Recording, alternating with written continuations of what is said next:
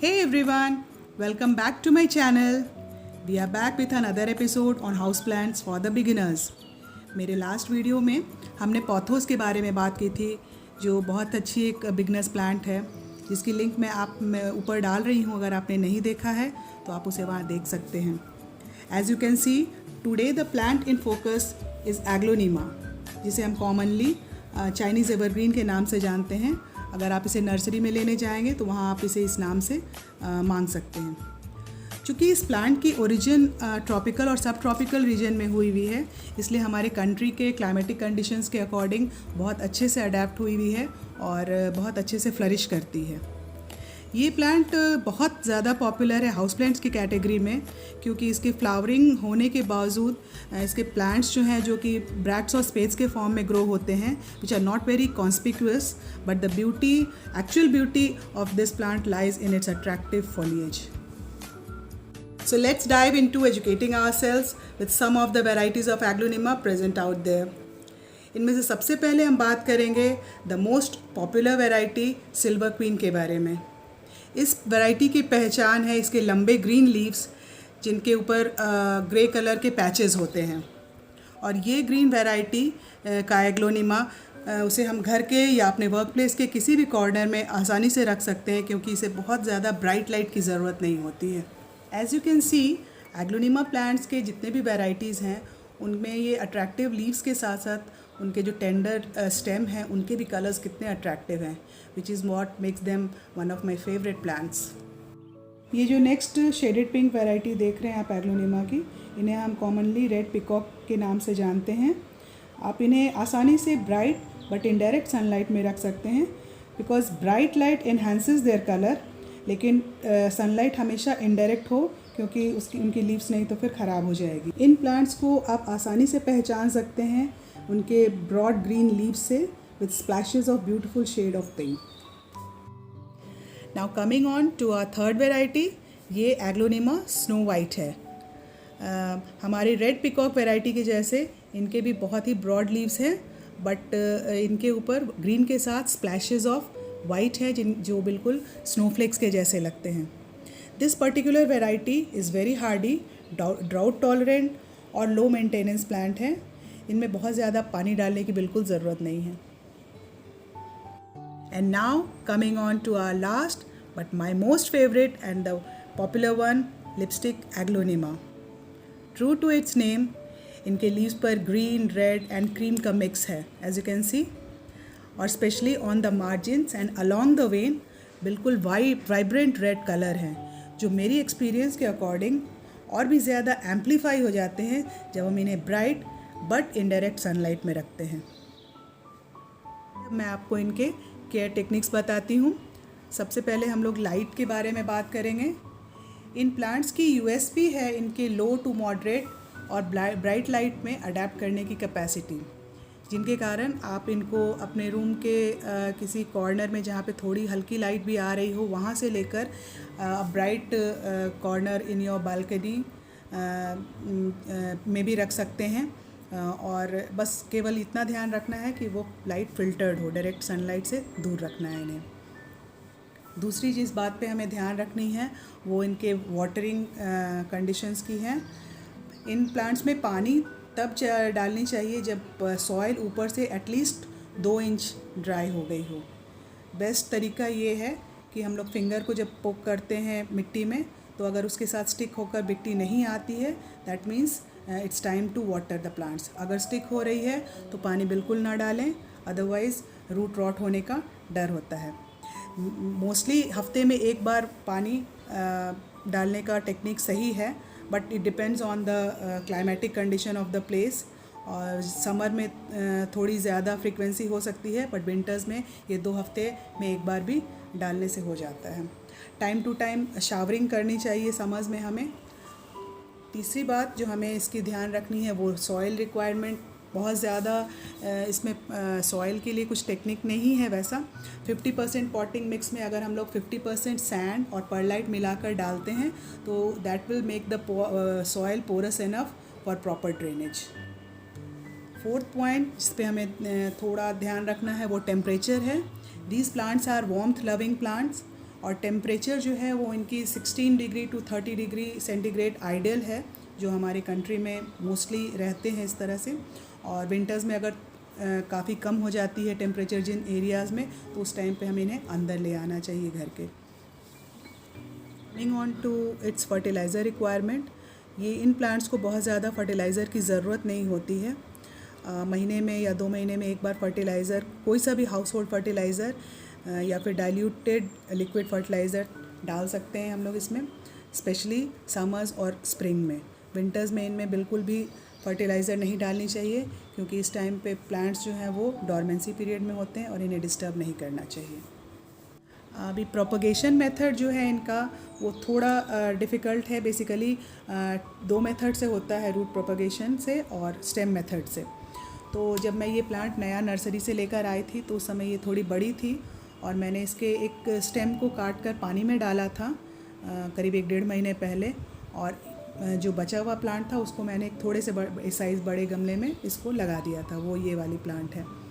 लेकिन जो स्टेम के पार्ट को मैंने पानी में डाला था उसमें अभी 1-1.5 महीने के बाद ये इस तरह से देखिए आप, नया रूट निकल कर आ रहा है। And I think now this plant is ready to be repotted into the soil again. आप देख सकते हैं इसमें ये जड़ जो है करीब 1 इंच 1.5 इंच लंबे जब हो जाते हैं तो now it's ready to be repotted. इसको लगाने का मेथड मैं बताती हूँ। आप इसमें देख सकते हैं नए लीव्स भी निकल कर आ रहे हैं। इसका मतलब है कि ये प्लांट जो है वेल अडेप्टेड है और इसमें अभी ग्रोथ अच्छी हो रही है। इसे अगर हम मिट्टी में लगाएंगे तो इसे कोई परेशानी नहीं होगी। मिट्टी में से लगाने का रूट नॉर्मल पॉटिंग मिक्स जैसे आपको मैंने बताया, उसमें परलाइट थोड़ा या सैंड मिलाकर हम लोग उसको थोड़ा पोरस बना दिए हैं।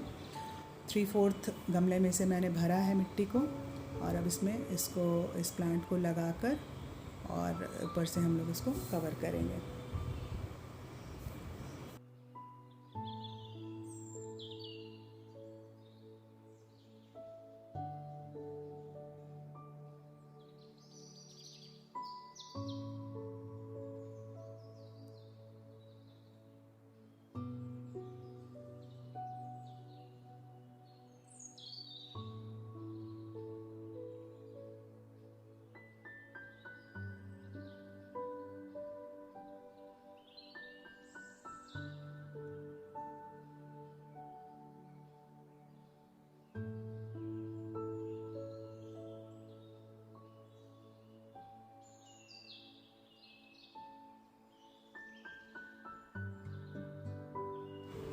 और ये एक छोटी सी सपोर्ट हमारी छोटी सी प्लांट के लिए, क्योंकि ये एक तरफ से थोड़ा बेंड हो रहा था तो मैंने इसे एक हल्का सपोर्ट दिया है। अब इसमें पानी डालते हैं। पानी डालने का वही रूल, धीरे धीरे पानी इसमें तब तक डालें जब तक वो ड्रेनेज होल से पूरा पानी निकल कर बाहर नहीं आ जाता है। Once it starts coming out of the drainage holes that means it's sufficient. अब इसके बाद अगले एक हफ्ते के बाद मैं इसमें फिर पानी डालूँगी। और अब मैं आपके साथ अपना एक ब्लंडर एक्सपीरियंस शेयर करना चाहती हूँ। ये प्लांट मैंने करीब 1 साल पहले लिया था और नर्सरी से लाकर मैंने एक सबसे बड़ा ब्लंडर किया था। इसे इतने बड़े पॉट में मैंने लगाया था, जिसके कारण देखिए अब ये इसके टिप्स जो है वो येलो हो रहे हैं, लीव्स येलो हो रहे हैं। मैंने टाइम टू टाइम इनका प्रूनिंग कर रही हूँ, बट फिर भी न्यू लीव्स आ रहे हैं इनमें, बट फिर भी बहुत अच्छी ग्रोथ नहीं हो रही है। इसके मेनली 2 रीज़न्स हैं। पहला ये कि ये इतने बड़े पॉट में लगने के कारण प्लांट जो अपनी पूरी एनर्जी है वो अपने रूट बनाने में लगा दे रहे हैं और वो ग्रो नहीं कर पा रहे हैं। और दूसरी प्रॉब्लम सबसे बड़ी ये हो रही है कि पानी बहुत ज़्यादा इसके अंदर जम जा रहे हैं, जिसके कारण ये येलो हो जा रहा है। इसके लिए मैं फिर से आपको इसको रिपॉट छोटे प्लांट में गमले में करके दिखाती हूँ। और इसी रिपॉटिंग मेथड को आप एक केयर टेक्निक के फॉर्म में भी यूज़ कर सकते हैं। रिपोर्टिंग साल या 2 साल में एक बार करनी चाहिए, बहुत ज़्यादा बार बार नहीं। और एक सबसे बड़ी बात जो ध्यान में रखनी है कि जो हमारी प्रीवियस गमला है उससे एक साइज़ बड़ा गमला हम लोग लेंगे, बहुत ज़्यादा बड़ा गमला नहीं तो फिर मेरी वाली मिस्टेक हो सकती है। और जिसमें ड्रेनेज होल्स बहुत सारे हों। और इसी टेक्निक को हम लोग किसी भी प्लांट के लिए रिपोर्टिंग मेथड के रूप में यूज़ कर सकते हैं। और अब आप इसमें देख सकते हैं कि ये हमारी रूट्स सही है और नए प्लांट्स के ग्रोथ भी हो रहे हैं साइड से। तो प्लांट में कोई प्रॉब्लम नहीं है, बट वही मैं इसे अब छोटे गमले में थोड़ा लगा रही हूँ ताकि जो ब्लंडर मैंने किया था वो ओवरकम हो सके। बट आप जब भी लगाएंगे तो उसे अब इतना ज़रूर ध्यान रखेंगे कि जो पहले वाला गमला है उससे एक साइज़ बड़ा गमला लें। और आप देख सकते हैं यहाँ से एक नए स्टेम का ग्रोथ हो रहा है और जो कुछ समय के बाद ये फिर इस तरह से बड़ी हो जाएगी।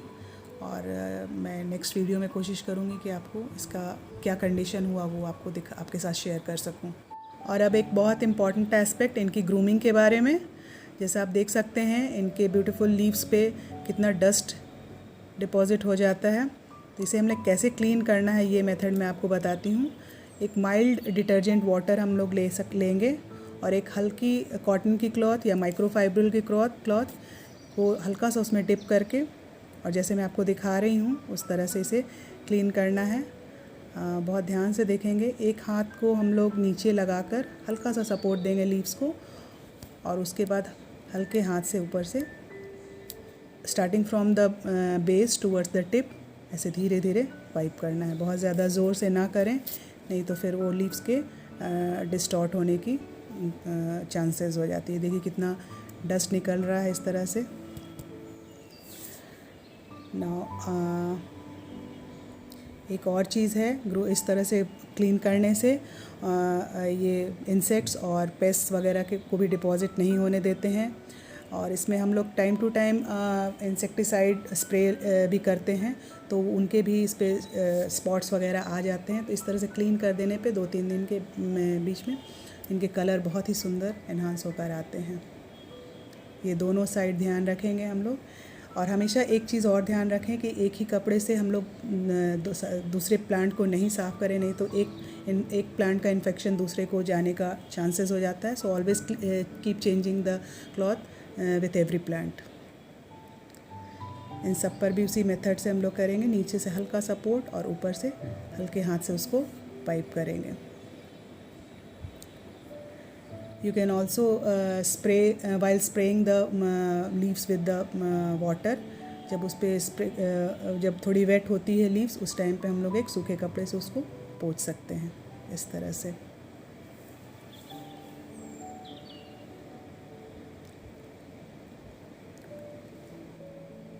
देखिए अभी कितना ये इस तरह से हम लोग स्प्रे करके, ये नॉर्मल पानी है फिल्टर्ड वाटर, सो इस तरह से स्प्रे करके और फिर एक सूखे कपड़े से हम लोग उसको हल्की प्रेशर के साथ वाइप कर सकते हैं इसे। इस तरह से इनकी कलर और ब्यूटी लीव्स की बहुत ज़्यादा बढ़ जाती है। Now you can easily keep them in the corner of your living room. ये प्रूनिंग की थोड़ी सी ध्यान रखें, जो पुराने ब्राउन इस तरह के लीव्स या सूखे हुए पत्ते होते हैं उनको टाइम टू टाइम हमें इस तरह से हटा देनी चाहिए। इससे लुक इनकी अच्छी हो जाती है। इस तरह से छोटे छोटे नीचे होते हैं, बहुत ज़्यादा इसमें परेशानी की नहीं कुछ बात होती है, केवल नीचे थोड़े थोड़े ऐसे सूखे हुए और पुराने जो लीव्स हो जाते हैं उनको बस ऐसे हटा देना चाहिए हल्के हाथ से। Now these are some of the ways in which you can keep them up in your living room for display. And I would definitely recommend for you to keep this plant in your living room because it is a good luck plant also, and it is a great air purifier. Lastly, if you like this content, then please like and subscribe to my channel.